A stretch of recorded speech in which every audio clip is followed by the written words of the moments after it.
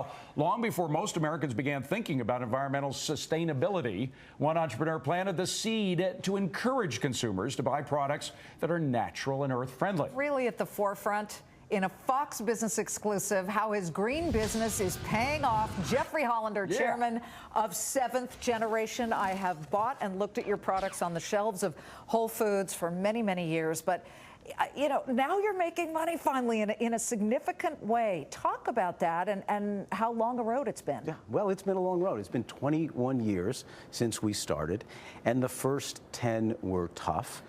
But, you know, we have averaged about 30% growth a year for the past 10 years. And I think we were a little ahead of the curve, but the curve has caught up to us. And the future looks very exciting. Now, the market is getting crowded, not only by environmentally friendly, but even Clorox is getting into the act right now, coming out with this kind of product. How do you set yourself apart from the crowd? Well, we are a green company, not a company that sells one or two green products. And you want to be able to feel good about the company you support. So we have built an incredibly loyal following amongst consumers that not just appreciate the products we sell, but what the company stands for and the role that we play in society. Now, we do easy things. We give 10% of our profits away to support nonprofits. But we as a company are trying to be a model for what responsible business should stand for and to set an example for other companies across the nation. But a lot of people, and I'm a Californian, so I get it, but a lot of people say that is Crunchy Valley granola hoo-ha, and what about the profits? You've been able to do that, but I can imagine that people and companies have swirled around you saying, let me buy you, especially at a time where, say, for example, Hain Celestial bought Jason, which is the green products company, and Earth's Best, different baby foods. How have you remained independent, and will that change someday? Won't change, but you won't sell. You're telling us you won't sell. Part of the challenge is you don't even want to ask how much when they call you up and tell you they want to buy you.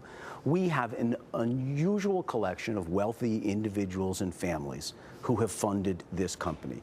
These are individuals and families who want to pass the stock on to their children and their grandchildren, and who believe in what the company stands for. It's not just about the money. You know, it's great to grow and it's great to be profitable, but you know, if I was in it for the money, I would have sold a long time ago.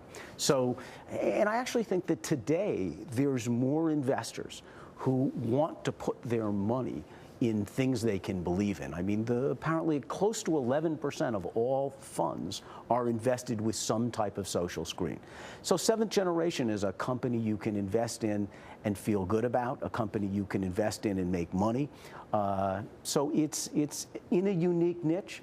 There's not a lot. You know, you were talking about. Let me just ask you about the current economic environment, because you're not isolated from that. Kiss My Face is a product, a natural price. We both know the founders of it. They had a great year the first half of 2009. They went gangbusters. The second half of 2009, they were killed. A lot of their suppliers went out of business. They had trouble with their inventory control. What was the second half of 2009 like for you? Depends on the channel. When you look at the natural product industry, we know that retailers like Whole Foods had a tough time. That adversely. Whole Foods, which you're working with, you're on their shelves. Big customer, huge supporter. They had a tough year. Target, on the other hand, grew tremendously. So what happens is that in this economy, consumers will move from what they perceive to be a high-priced retailer to a lower-priced retailer. As long as you're on the shelf in both places, you can capture those sales. Before we end, I would just love to ask you, I want you to reach back to the first or second year where you were really wondering, like, give us an anecdote of when things got really tough. Oh, well, you know, one or two are easy to come by. I mean, I remember we grew from 1 million to 8 million right when we started. And we thought we were going to do 20 million the next year.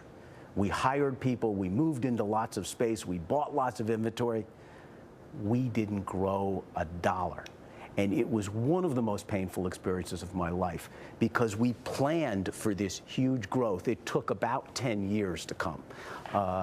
So part of this is hanging on. You know, if you're going to be ahead of the curve, you have to have the commitment, the passion to stick to it when things don't go your way. That is a great Love story. that. Terrific anecdote. I love that. Jeff Hollender. Thank you. Seventh generation. You can find him at Whole Foods. You can find him at Target. You can find him all over the place. Great natural products. Jeffrey, thank you for being here. My pleasure. Thank you Appreciate for having it. me. Great luck. to see you. Yeah, and a great story of how to just be persistent. Don't give up, right? You hear that story a lot. Well.